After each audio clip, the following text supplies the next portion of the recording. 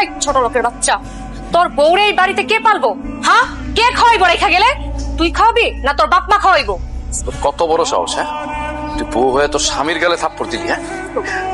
দেখছো তোমরা দুজন এই বাড়িতে থাকা অবস্থায় তুই আমার মারধর করতে পারে, তাহলে নিজের বাড়িতে আমার সাথে কি করে?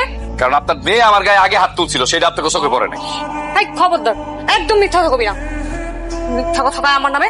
তোমরা জানো আমি ওরে বলতে আসছি যে আমি রেডি, তোমাদের বাসায় যাবো, চলো। তোমার 5 মিনিটের সময় দিলাম, তুমি রেডি হয়ে নাও।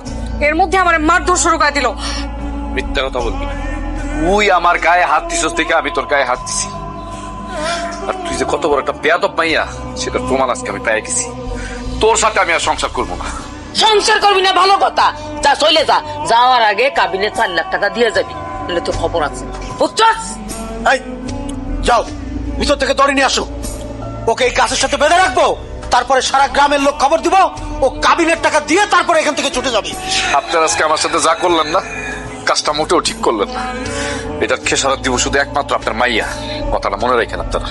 ডিভোর্সের ব্যবস্থা আমার সেইভাবে করতেই হইব।